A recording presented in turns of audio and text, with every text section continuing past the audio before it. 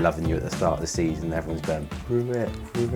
Yeah. Apparently your head is flipping massive. And then you jump on a plane and you go to Phoenix in the middle of the desert. Jump on another plane to Minnesota and it's snowing. It's just I don't know how you did that. It was amazing. It really was an amazing experience. I'm trying to jump over the advertising boards at the end of the game to go and see my family because I've not played for weeks. I cramp up.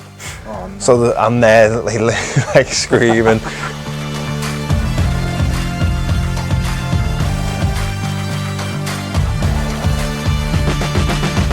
So welcome back to Life of a Kitman. This week we are joined by Tom Brewitt. Jonah's here. Say hello, Jonah. Hello, Jonah. Love that. That's tickled, bro. I like it. Miles off it, man. We're going to go straight into Bruce five-a-side. Ooh, and this okay. is going to be a good one, I think. There's your pen. Right, so just to be clear, it's players I've played with competitive game, not You're not going training. with the I trained with him once. No. I had a coffee with Tom Brewitt, No. So he's in my team. We'll go players that I've played a proper competitive game with. Come on. In goal, we'll go with Danny Ward, Wales international keeper. Yeah. Absolute, unbelievable cat. Absolutely, just the security he gave you at the back was unbelievable. You knew anything that got past you was probably not getting past him. Just top keeper. Let's get through the players and then we'll go deeper into them when we're... We'll go Joe Gomez. Love that. Big Joey. And then we'll go Trent. Well, this is banter already. We'll go me boy, Harry Wilson. Did he send you a Christmas present? No, he didn't actually have a word with him. And then up top, everyone does it. There's probably two that push him close, but I'm going to have to put the skipper in there. Chaz is in. Yeah, Chaz is in. Love it. His career is just top draw, to be fair to him. Come on then, so how good is he? He was, especially growing up for me, because he was a couple of years older than me coming through. So playing with someone who sort of at times was sort of dropping down into the reserves from being around the first team. Like I said, the security he gave you was unbelievable. And his distribution with his feet, his shot, he had everything, to be fair to him, and that's why he's gone on and had such a good career. I seen him weirdly at the Coliseum in the summer. I walk around the Coliseum and I seen him. Just random. Was that last summer? Yeah, this summer just gone. Just walking Well, around. you know why? Because there was a wedding there and all the boys were there. Also, I there seen you Johnny go. out there. There I you just go. seen him, weird story. Yeah, All the Welsh boys two Welsh boys in there, yeah. But now he's top keeper. I think I've probably got to shout out Quivine as well, who's gone on to have an unbelievable career, but again, he was younger than me when we were playing together, so in terms of the ability of the player at the time, probably Woody gets the nod. Joey played with him at England youth, was the same player he is now, powerful, quick. Talking of England youth, by the way, I saw a picture earlier of you and Lewis Ward stood next to each other for an England youth team, and you both look so young. I know, baby, that must have been Great picture. under 16s. I'll try and get it on board and we'll put it on the socials. Yeah, I think it was under 16s. He come to one of our tournaments we had. I think it was in France that year. Maybe the Montague tournament. Right. Played some top teams and we had some good keepers in that age group as well. Freddie Woodman, Dean Henderson. So Ward had a lot of competition, to be fair to him. He did well to get in there. Yeah, he did. He was, So me and Joey played centre half in that team. Made a really good partnership, to be fair. We used to room together on away trips, and Premier League, Champions League winner, top player. And then two magicians in midfield, right foot, left foot, pair of them, set piece specialists. Where would you have it in your team? Let's say it's 11-a-side.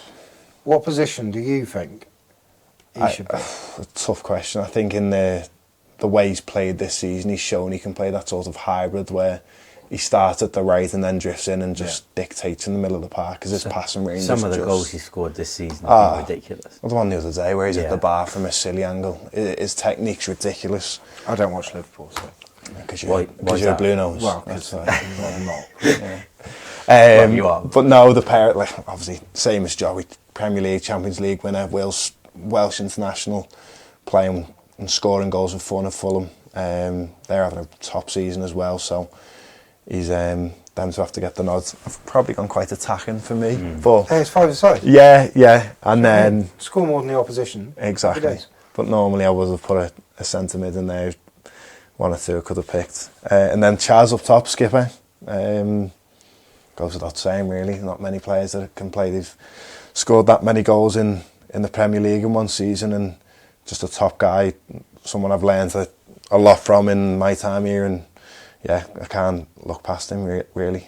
Only ones I probably could, Dom Solanke or Adam Armstrong, probably deserve a mention, but no, Chaz. You two even go to the gym together now, don't you? Yeah, we do. Yeah, every morning.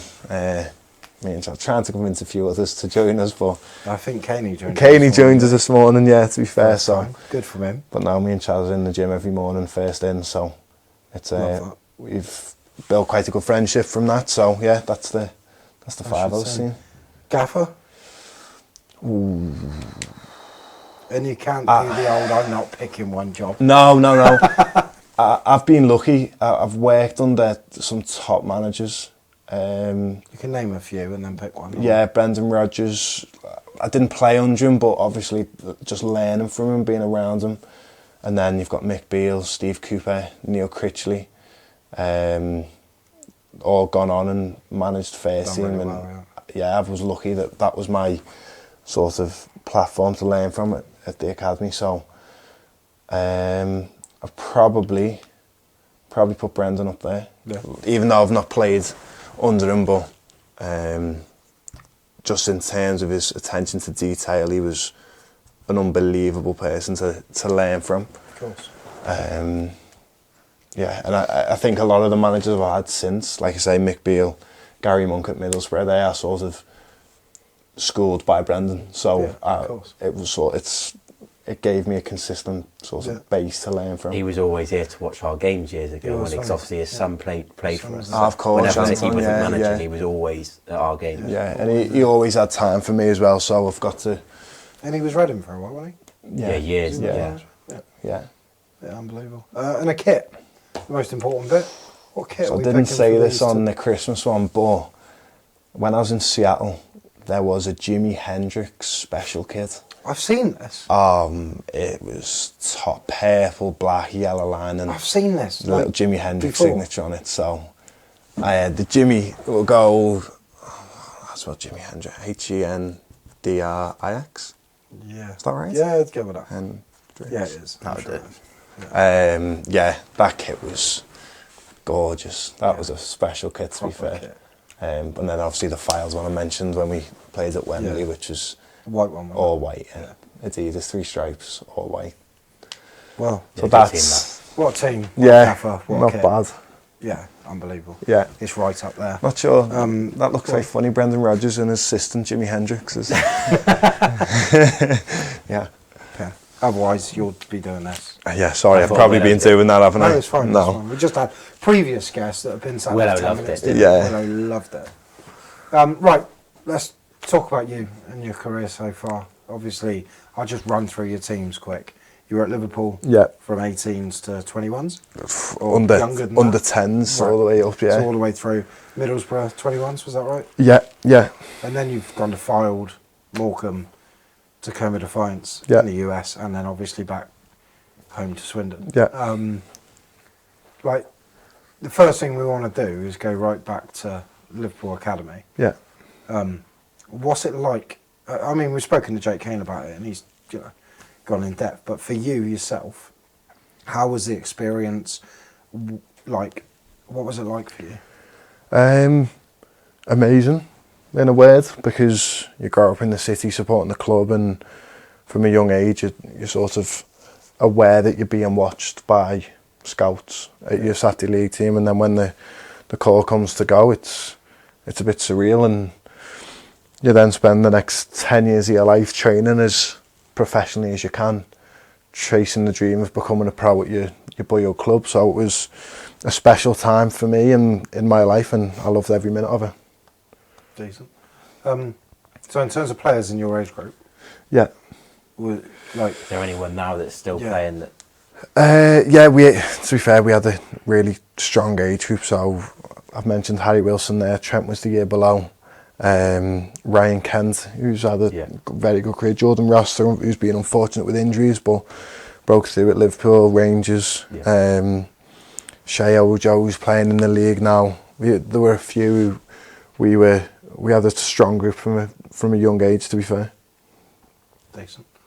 Is there any, like, in terms of your coaches throughout, I mean, you mentioned a few during the five-a-side, but was there anyone that you were like, this guy, like, I've learnt more from this, think, or is it just like a continuation from coach to coach where it just built? Yeah, like I say, I was very lucky. So every coach I had was strong in their own way, in their sort of ideology and what they could pass on to you as a player. Steve Cooper, Mick Beale, Neil Critchley, just the three sort of I had around my scholarship under 18s time, who were all top coaches and have gone on to show that in the professional game. I think the one that probably stands out, who's been a mentor for me ever since, was Mick Beale when he first come in. Was probably different to what I'd had growing up, because I was obviously the Scouse lad in the Liverpool team. A lot of it was sort of Bealesy brought a technical aspect to my game which I'd probably not developed as much as under him. Heard so much good stuff about him from so many different people about how good he is. Not the first person that I've heard say that. No, he's a top coach, and I don't think I've worked with anyone sort of as long as I have done with Bealesy off the pitch as well, and who's always there to pick the phone up and give you support. And even when Kempy came, and Bealesy had Kempy from, I think, under 10s at Chelsea, and they still stay in touch, and that's the sort of person Mick is. And I'm sure, I know he's had a sort of rocky time with Rangers, but I'm sure now at Sunderland he'll kick on and show everyone how good a coach he is. Was there any players that you looked up to coming through? Like, obviously, Liverpool have had some good defenders over the years. Was there anyone in particular you looked at, not even at Liverpool, but just anyone sort of that you looked up to? Sort of years above me, or in a first... Yeah, Conor Cody, he wasn't a defender at the time, he was a centre mid.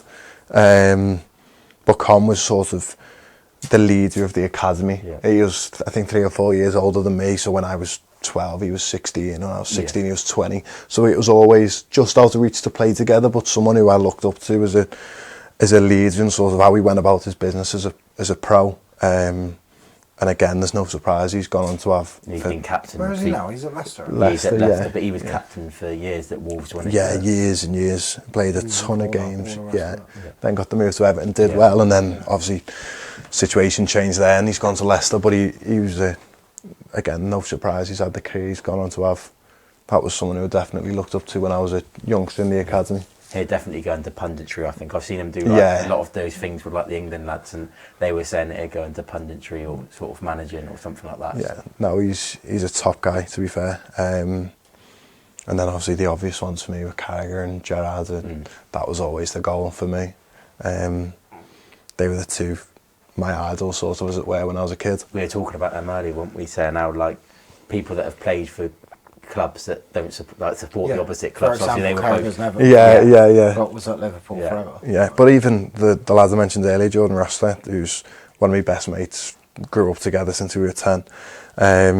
He was a proper blue nose. Proper.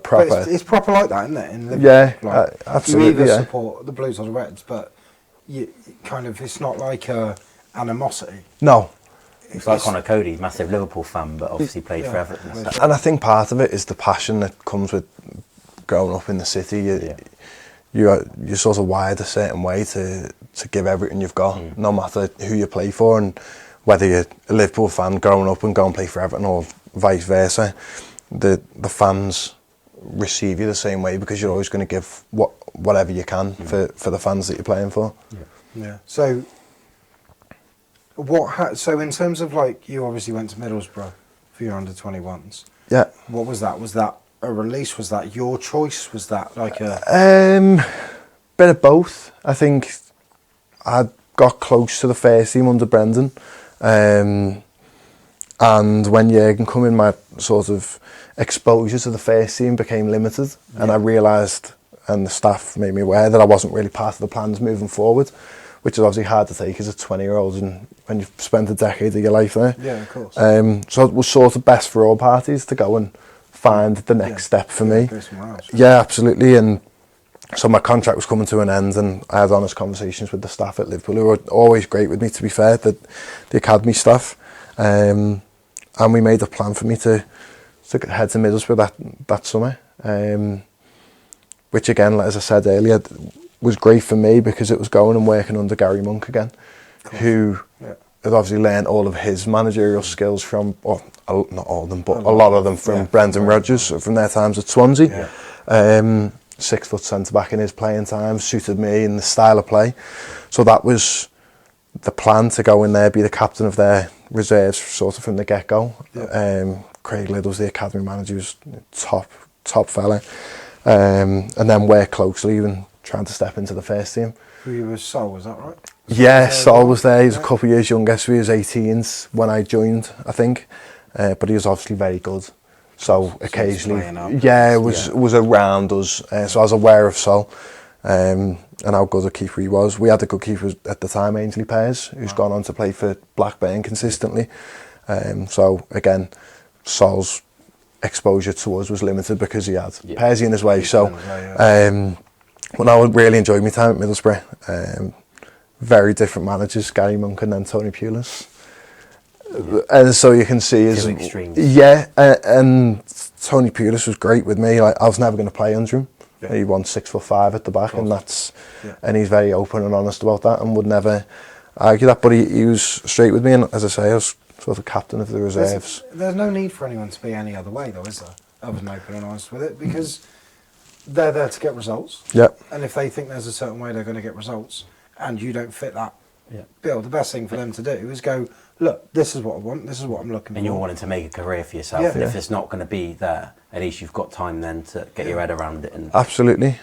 So I don't have a bad word to say about Pulis at all, and I probably learned quite a lot from him in terms of how he approached the game. Even when I was around the first team under him, his attention to detail is something that I've taken away, and hopefully when I go into coaching and managing after my career, it's something that I will absolutely take from him. Is that what you want to do? And is that I think so, is that the plan in your head, moving forward? Yeah, I can't imagine a world where I don't. It's something I've wanted to do since really early on. I got my B licence very early. I need to get onto my A licence, to be honest.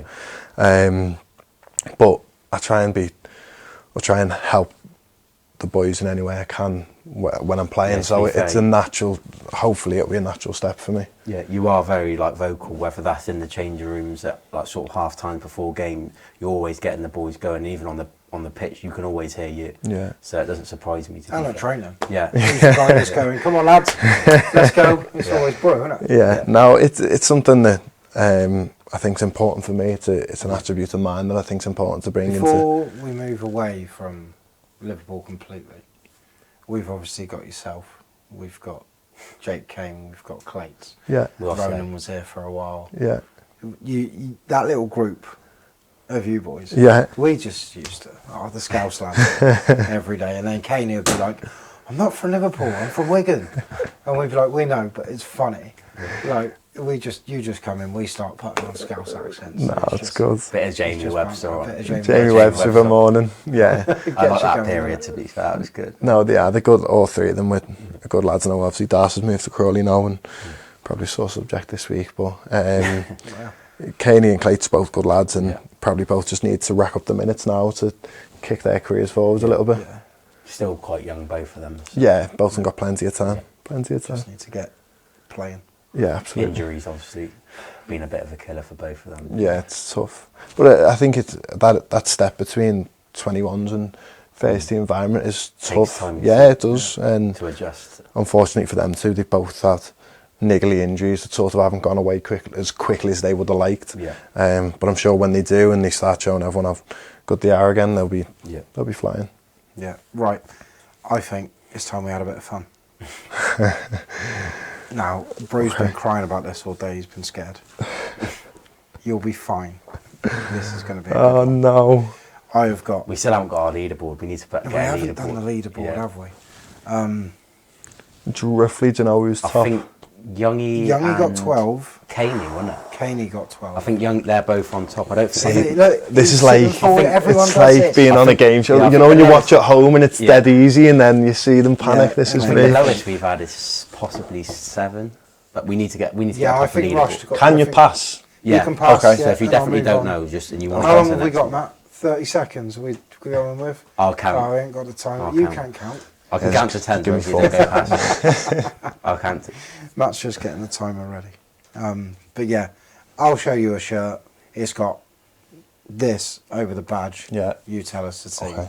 And it's in the 92, yeah? Yeah. Or it can be from anywhere? No, they're it's all in the 92. Okay. Are they all in the 92? No, they're not all in the 92. Are we working with like international? You're asking too many. Sorry, I just want to know what I'm getting I into. just want you to play the game. Are you ready, Matt? With the timer. Ready? Yeah. Go. Walsall. Oh, Gillingham. No. No. Pass. Brentford. Not Forest. Tacoma Defiance. No. Huddersfield. No. Pass. Walsall again. No. No. Pass. Fulham. Colchester. Wickham. Time. Oh no. What did we get? 7. Oh, that was bad. The ones you missed. What was the one? Yeah, that was The ones 7. you missed. Cheltenham. Oh yeah, no, bad. Wigan. Wow, yeah, okay. Barrow. I've just played them as well. That was tough. That was much harder than I thought it was going to be. I watch it home and think, dead You easy. think, oh, that's easy. 7 though, at least, yeah. At least you want the That's good. I didn't use all of them, so. What were the others? I just want to know Well, what I'm they going to got. use them next time. Oh, okay, fair enough. But if you had passed quicker, I know. there's some you would have got. I know. Ah, well. 7. Show me the Cheltenham and Walsall ones. They are similar. They are similar. Walsall one's easy though, because it's got Poundland. Yeah. Everyone knows. and that- everything. I just Poundland. absolutely panicked and my mind went so blank. Here we go. Cheltenham Yeah. and Walsall. It's the array that got But me. yeah, to be fair, they're both They're red. both the red. array. They're both red. One's got pinstripes and they've got 2 different sponsors. Cheltenham. But Bad performance. Poor performance. poor performance from Brew, I think. Right. Okay, so moving on. We're going to talk a little bit about your experience at Wembley Stadium. Yeah. How was it? 'Cause Yeah. it sounds mad to We've me. been here 5 years and we're dying for a trip to Dying Wembley. to That's the go one to thing. Wembley. We've had everything. We've had playoffs. We've had Like, promotions, we've had Yeah, relegations. we've had everything. We just want to go to Wembley. Yeah. So what was that like? Unbelievable, really. We were lucky. Not lucky, we earned it, but we went to Wembley twice in a week. Mad. So we went to the playoff final where we played Salford. We lost that game, and I'd been injured the weeks running up to it and wasn't quite fit for the squad. So I completely missed out and I was gutted. But I knew we'd come back a week later for the FA Trophy against Orient, who'd obviously won the league that season. So I think going into it, we had the hurt of the loss last week against Salford, and we're going into it knowing that not often do you get to go to Wembley in your career, let alone twice in a week. And also because it was the trophy final, we knew we'd been going for weeks, so there was a huge crowd coming. I think there was 45,000 there. Half full, to be fair. That's Yeah, and Orient had brought a huge number of fans, and they'd also had the Vars, I think, earlier that day, and then people stayed for that. So, and we brought probably more to that game than what we did to the playoff final, because obviously we knew we were going, so people have booked travel. It's not always easy from coming up north to Wembley and to go twice in a week. So, and again, like I say, I hadn't been fit, and I started that game on the bench, and our captain at the time, Neil Byrne, he's gone for a header in the 6th minute and got concussed. And he's on the sides, and to be honest, he didn't really know where he was, but he's desperate to play on, as you would be. But doctors did the right thing and brought him off, and that gave me the nod to go and play what was the best part of 90 minutes at Wembley in front of 45,000 people, and we went on to win the game. Danny Rose stuck a free kick in the top corner from 35 yards. And something special to me, it was my granddad's 89th birthday on the day. So when you look into the crowd and you see your family celebrating, and it's incredible. It was surreal, to be fair. And you go up the Wembley steps and you get the trophy. And one day, so some people can like go through their whole career and never play at Wembley. So to say you've done that, and like I say, it's a FA trophy, and it's a special trophy when you're in the non-league. It was our FA Cup. Yeah.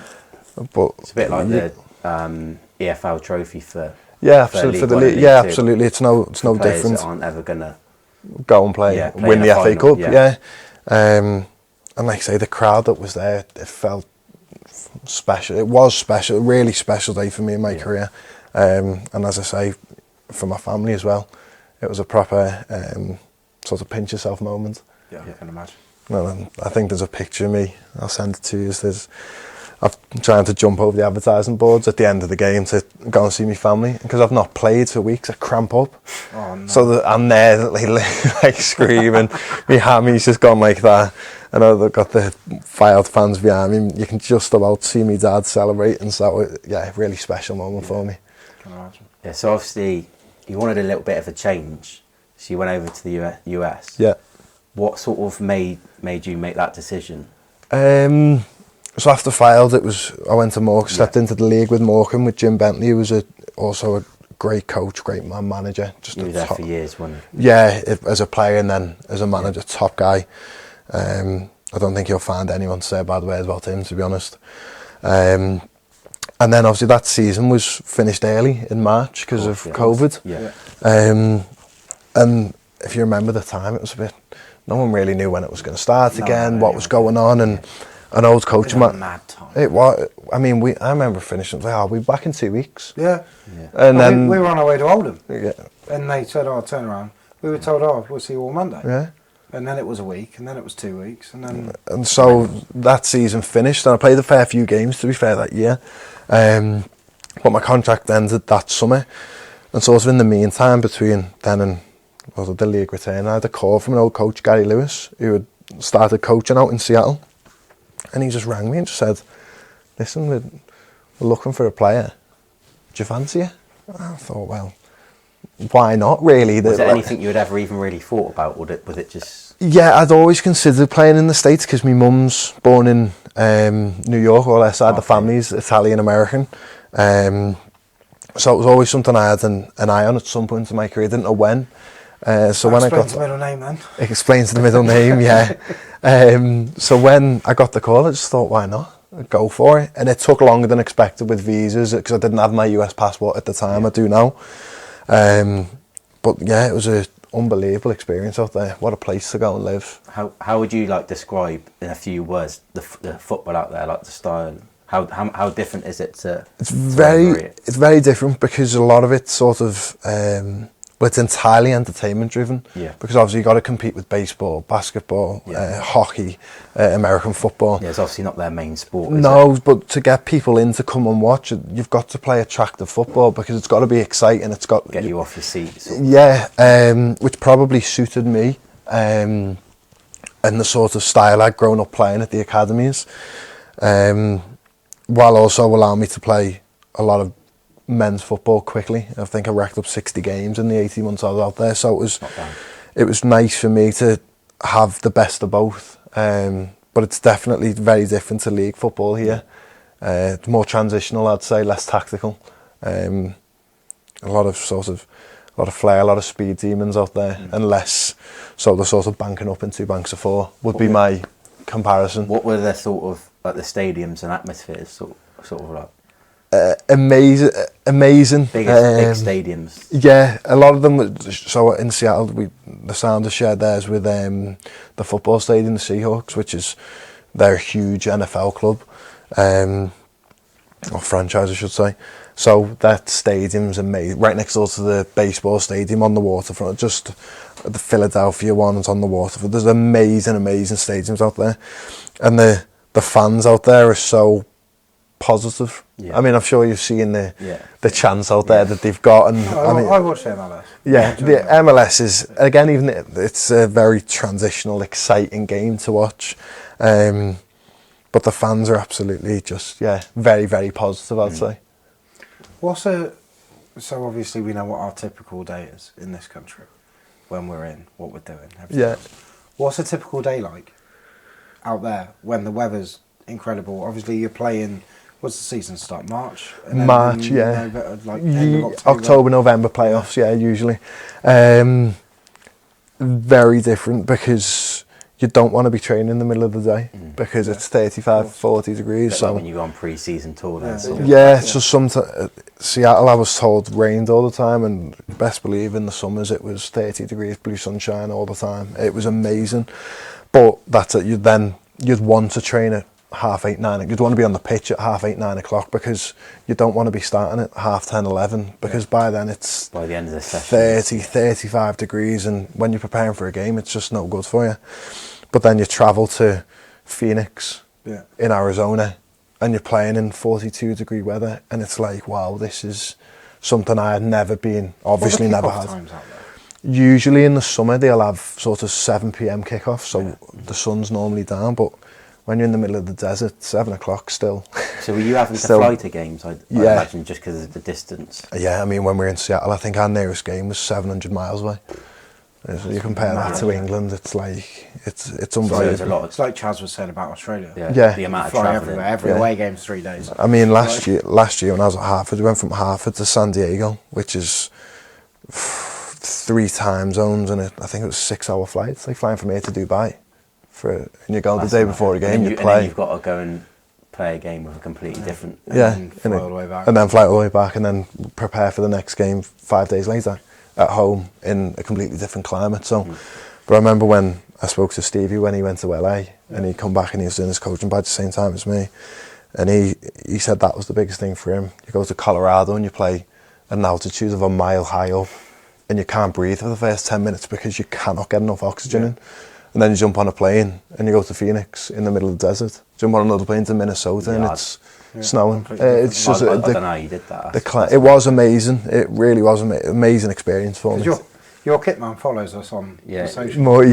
What a guy. Yeah. He's always liking and commenting. No, he's a good guy, all the equipment managers out there. Oh, yeah. The equipment managers, No, but all the staff. We need to get some new name back. I know. With equipment managers. But all of them, they're similar to you boys. Just love football, love being around it, love being around the boys. Would do anything to sort of help you out. And when I went to Seattle, it was like, here's a bag of kit, here's boots. It's like just because the league sponsored by Adidas. Exactly. So you just get given everything, anything you want, boots. Which is there you go. No, it was an amazing experience for me. All right then. How was the sort of spare time like? How was the lifestyle there compared to being in England? I know we spoke to you a couple of times about like sort of like the food and just the way of living. How did you find that? I loved it. Very relaxed way of life out there. Yeah. Especially in the summers, because like I said, it's so hot, everyone just chills out. The food's amazing. Chipotle got me through. Chipotle and acai bowls were just the best. I read something that a basketball players had it every day for the last 10 years, and I can understand why, because it was just, it's good food, healthy food, but it's quick and easy. So yeah, I think they were the best things. And like I say, in Seattle, you're down by the lake every day, and it's a really nice way of living out there, to be fair. I suppose there's pros and cons of being here and being there, to be fair. Yeah, of course. And that's with any place, though, to be fair. Yeah, 8-hour time difference isn't always easy, because you finish training, say at 2 o'clock once you've done your training in the gym session, and you go to call home, and it's 10 o'clock at night, and everyone's getting ready for bed. Yeah. So, but I got Nacho out there, so it was, I brought him home, so... No, it was good. I love my time in Seattle. It was, really, really good. Then obviously you come back and ended up here. So how did that sort of... Well, I had... To start with, you come in just to train, but... Yeah, so it was Seattle, then Hartford with Harry Watling, who was a good friend of Mick Beale.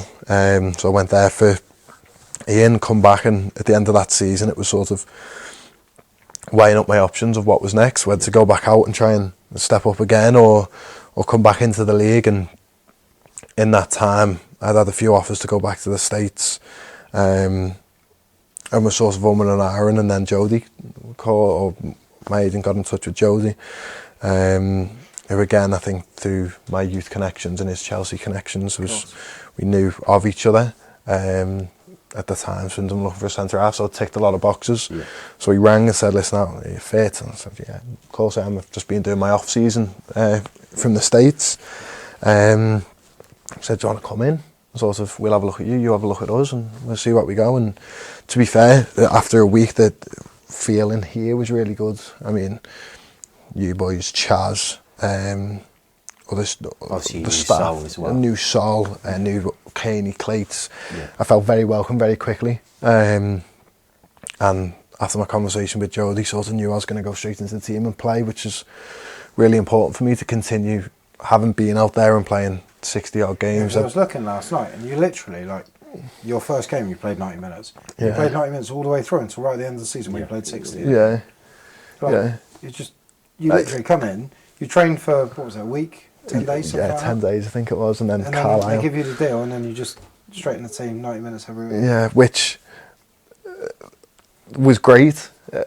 You wouldn't have it any other way, but was also, you've got to get up to speed quickly. Yeah. So after an off season, you only have a pre-season. I'd gone off season, and then bang, 5 or 6 games at least. Yeah, so it was great. I wouldn't change it. And then, as you say, I think 12 or 13 games, the running. Then obviously into this season, carried that on. But going back to sort of the conversation with Jodie, it was, I knew I was going to play, so it was a case of why not? Big club, wanted to be part of a promotion, still want to be part of a promotion push with this club, and see where it takes me. Yeah. Obviously, the fans have taken a little bit of a liking to you, haven't they? Yeah. I've heard a few. To be fair, every time you come on the other day, we were sat behind your family actually, and obviously you'd been out for a few weeks, and they were loving you at the start of the season. Everyone's going, Brewitt.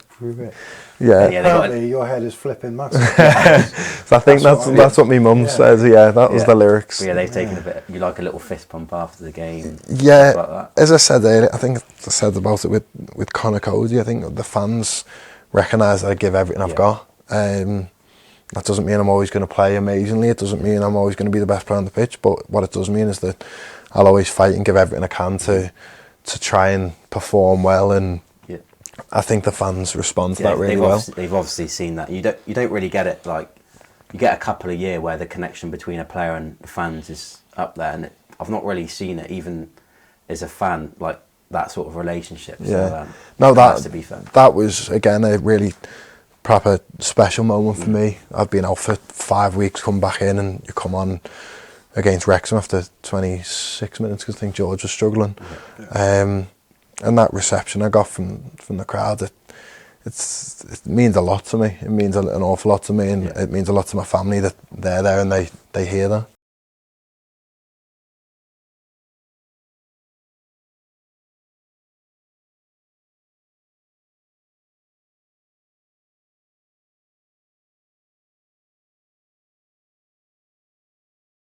How do you sort of get your head around that? Obviously, leading up to a game, you're obviously starting the game on the bench, which doesn't obviously happen that much here. But how do you sort of get your head around that? So 26 minutes, and then you're just on. Yeah, I mean, especially after 5 weeks out as well. Yeah, I'm always desperate to play. So whenever I'm injured, I always try and shave some time off coming back anyway. And with such a congested period of time, with so many games and such a thin squad, I knew I was going to be needed at some point, and the plan was to sort of ease me back in.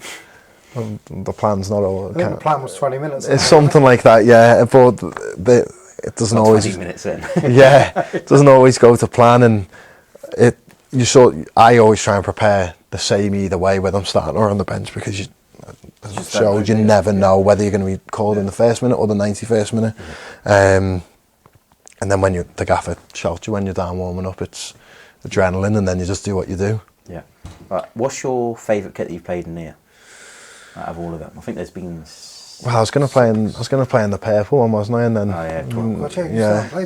so I missed the Aki game, and then I was obviously warming up, and my knee started playing up again. Hopefully, it'll be alright for this weekend. But I was desperate to play in that. I'd say the purple one. Yeah, that's nice. So, have you got any sort of match day or training superstitions? Obviously, I know you touched on earlier that you've been going gym every morning now. Yeah. Is there any other sort of things that I've got loads. Got loads. Come on, man. I've got just a couple. Tell us. the same pair of boxes for every game. Is it? Same slips for every game. Even. Oh no, we did that. Yeah. Those ones. Yeah.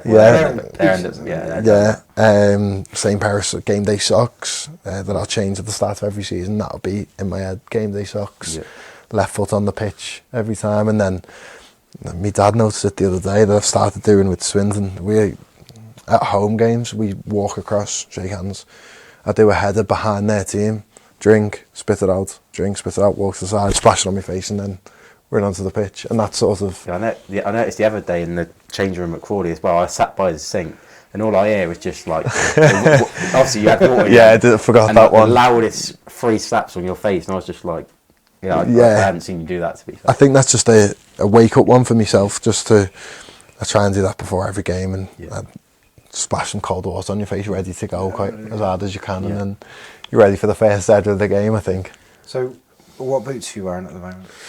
I'm in the white Preds, the white and silver green Preds. Because I'm currently wearing a pair of yours, aren't I? Yeah, the black ones. Yeah, mine fell apart, so I know. So Brew's really generous. Yeah, now I was in Kings at the start of the season, the Puma Kings, because Wims was getting me them. Yeah. And to be fair, I loved it. First time I'd worn Pumas, and they were top. I think I wore them into the ground, some of my Adidas ones. Did, yeah. So, just a story for everyone. Again, superstition, this problem.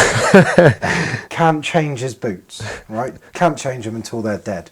So every game he's bringing me the boot, he's going, right, get the scalpel, get all the mud out, super glue it back together. I'm stood there for 20 minutes with my hand on this boot, holding it together. He plays in it, it comes apart again. There I am cleaning it again until they're absolutely dead. Yeah. And I think you let Wardy borrow them. I've let Wardy, yeah. And then Wardy absolutely butchered them. I think that's the most use I've seen out of a pair of boots. Yeah. Like in terms of, I think what it was is... Huts is up there with you. Oh yeah, Huts is pretty good. Well. We started the season off so well, it was like, I'm not changing them.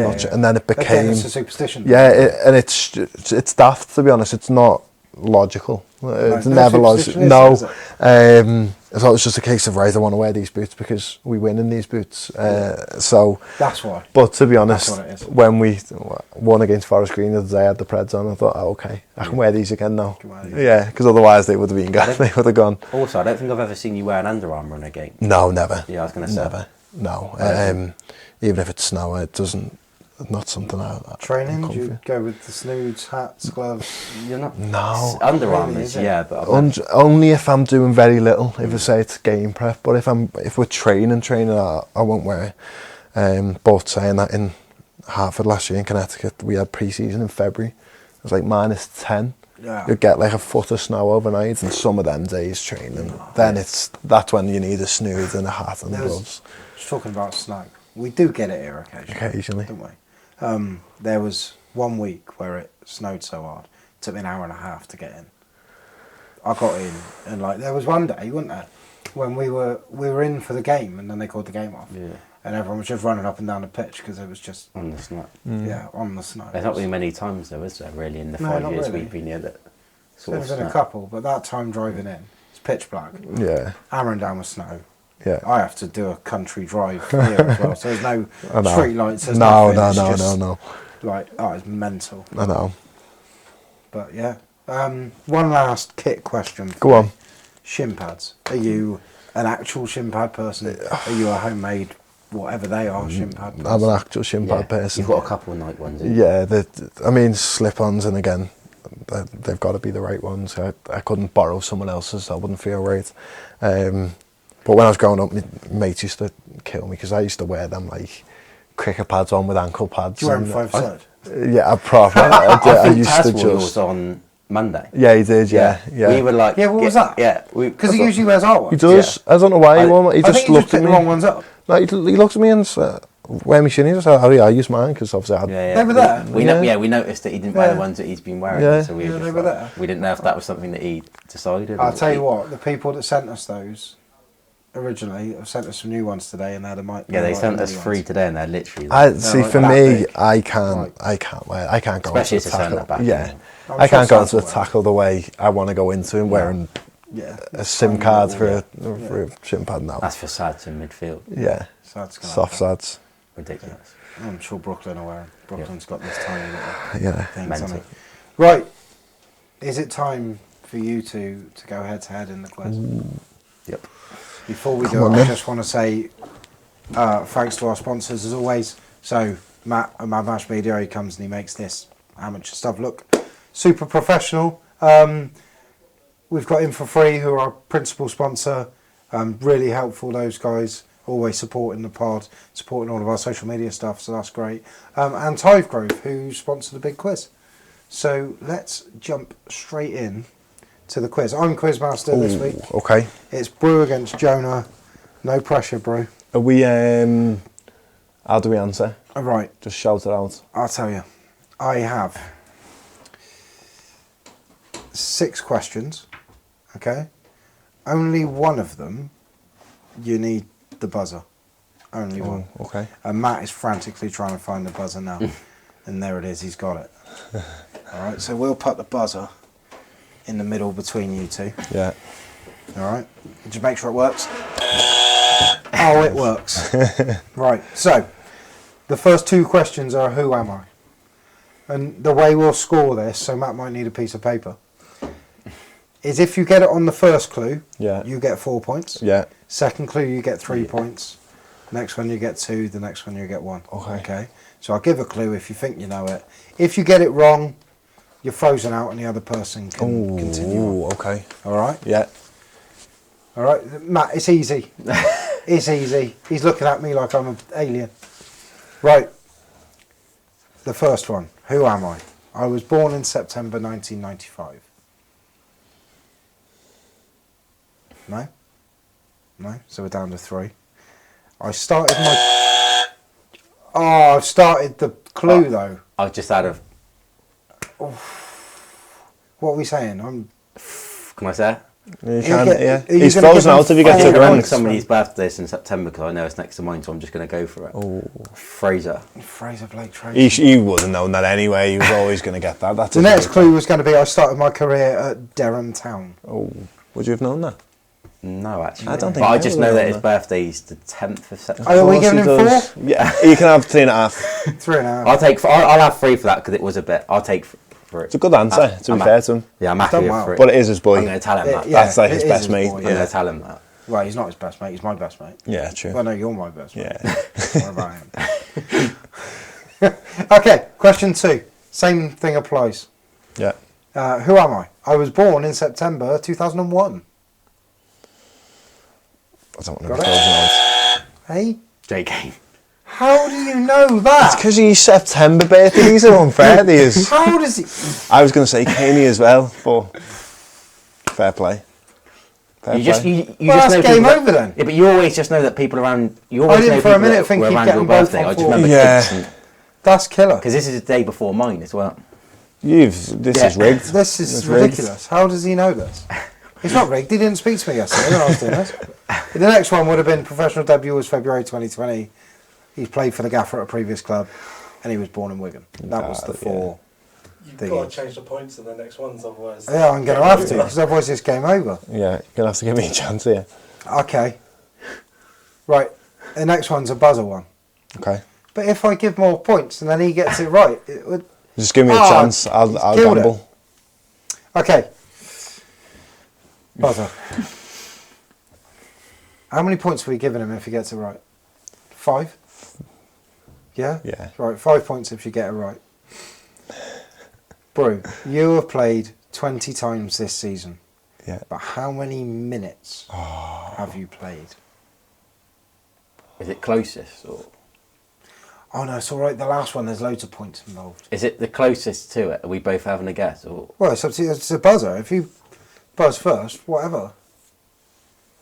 Oh yeah, we can go closest if you want. Whichever you like. Whatever you want. Go on. 1,742. That's close.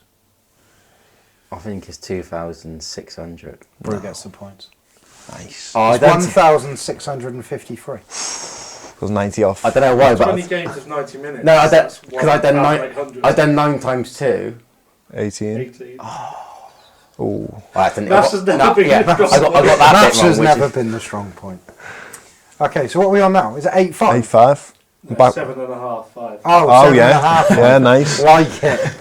We're right back I'm in right the back game. in it. We're only giving him the half. Like it. Okay, this next question is for Jonah and Jonah alone, and then the next one's for you. Okay. All right. Yeah. What squad number did Brewitt wear at Tacoma Defiance? Should get this. I actually don't know. You should get this. Don't say that because you'll help him out. Don't help him out. You should know though. You should. I actually don't. I'm trying to think of the conversation. How long are we giving him, Matt? I'm trying to think of a conversation we had when you first got here, but I'm going to sound way off it by saying this. Go on. Because I think it was a low number, but I'm going to say 44. It was 99. 99. That's been used in a quiz before. A different question, but that's come up. I remember when you before. come in though, and we were talking about Yeah, number 44. I wanted... No, it was 55. 50. Because You wanted I 5 wanted and you 5, couldn't but get it was 5. some... Yeah. It was Glads? No, No, not Glads. George. Frenchie. No, McEachran. Oh, yeah, it was. Yeah. George just got it, didn't he? Yeah. Frenchie was 6. Oh, I don't know. I didn't know it was 99. I didn't know. Yeah, I'm not going to pretend I 99. knew. Yeah, So- 99. No point for Jonah. Right, Great Brew, shirt this number, love question's for you. Oh, hang on a minute. No, it's fine. I know. This week, probably yours was yesterday, mine's tomorrow. We've completed 5 years in the job. Congrats. How many games Oh, wow. has Jonah done Wow. in 5 years? 5 years.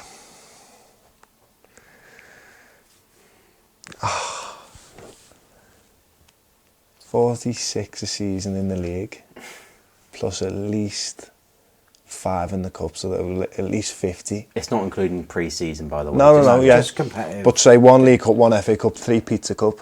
That's minimum 5 extra seasons, so that's 51 a year. So 255. Let's go 263.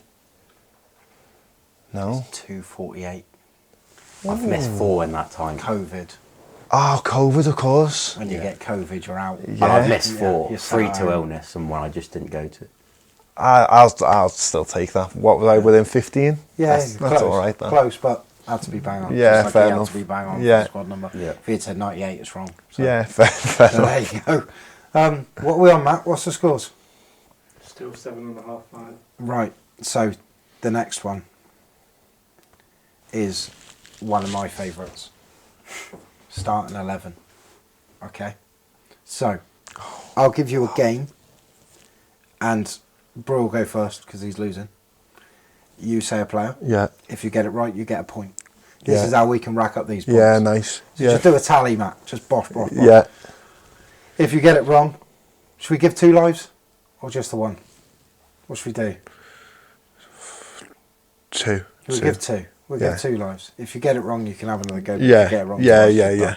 All right. Yeah. So the game is Brew's debut for Swindon. Swindon Sound. Wow. Oh, no. Okay. What I want to know is who played for Swindon, who was on the bench, and then we'll go to the opposition if we need to. Okay. So Brew goes first. Your pick of who played for us. Tom Brewitt. Tom Brewitt did play. Yes. Sol Bryn. Sol Bryn did play. Tom Clayton. Tom Clayton did play. Romeo Hutton. Romeo Hutton played.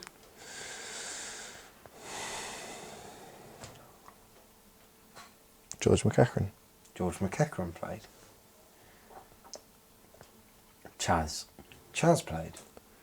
Sads. Incorrect. Sads never played? Wow. No. He must have been injured. Fraser was injured. I don't know, I've just give you that. So no, incorrect. Go on. I'm going to go Marcel. Nope. Oh, so we both got a Both life got... taken. Oh, wow, There so I goes need your this. life down. Johnny. Johnny Williams played. Yeah. We're Jacob rolling Waken. again. Jacob Waken Oh, played. great shout, yeah. Joe Tomlinson. No, he's injured. Brew. Brew's out. Brew's out. Unless Jonah gets it wrong. Yeah, if you... and then we're level, so we just go again. Go on. Jake Kane. Jake Kane played. Jonah wins. Wow. So complete the team. Yeah. So it was Sol, Hut, me, Clates. Left back was... Wait, don't give me this. I should need to get this. This is... I don't know how accurate this is, but it's looking like a back three. With 2 wing backs and 2 sitters. Who was the other centre back? Well, you've got Clates, Brew, Minnow. Did Minnow start? Played. Minnow started the game. Did Minnow start with one Carlisle? side and Wakey the other. Oh, wow. Wakey was playing left wing back. You could have given me all day and I wouldn't have said Minnow. I didn't even have Wakey as left wing back. Yeah, so the team was Sol Bryn, Tom Clayton, Tom Brewitt, Harrison Minton, Jake Wakelin, George McEachran, Jake Kane, Romeo Hutton, Johnny Williams, Charlie Austin, and Rashawn Hepburn Murphy. Ah, Rush, of And course. on the bench, Tommy Adeloy, Ronan Darcy, Luke Jeffcott, Dylan Cadgy, Marcel Lavinia, Wow. Tyree Shade, and Jack Copland. Jack Copland, yeah, of course. Jack Copland. Wow. There you go. Wow. Well, So Jonah's the winner. So Jonah wins the quiz. Well done, mate. Cheers, mate. Bad time I won something. I'm confused though, because Brew's only got 7 on the kit quiz, and then he's been beating you by you in the main quiz. I don't know what's happened there. That's not like me, though. You're It's good at not- quizzes. Yeah, it's really good. We play a quiz every day online, like where we've got this little league table going, and me and Brew are like Top. top. It's And poor to be performance. fair, Jamie White's, Yeah, but it's only because he plays every day. His average is quite low, but Yeah. because he hasn't missed any days, 7-day average is high. yeah. But no, poor performance for me not today. Yeah, not great, was it? No, I'm better than that. Expected better. I am better than that, but To be fair, I was very quick because of the September. Yeah. there's 2 September ones But I that didn't favoured him. for a minute because I couldn't He tell probably you. don't even know my birthday's in September. I couldn't tell you whose birthday's in February when mine is. And he's just said You it to could, someone whose because- birthday's in February. This as is well. what I'm saying. Yeah. And I who, wouldn't know. what player's got the same birthday as you? Well, I know Liam Kinsella's Yeah, got the so same. that's- Yeah, but the that's actual what- same day, that's completely different. But yeah, so I didn't for a minute think he would get those. Yeah. That simple. But I think that about wraps us up, guys. Cheers, Thanks boys. for coming on, Brew. Thank you for Been having an me. absolute pleasure. Brilliant 5-a-side team. Thank you very much. Yeah. And we'll, before we go, if you're not following us on socials, follow us on the socials. If you're not subscribed to this YouTube channel, subscribe to this YouTube channel. Yeah, share this wherever you want. Help us out a little bit.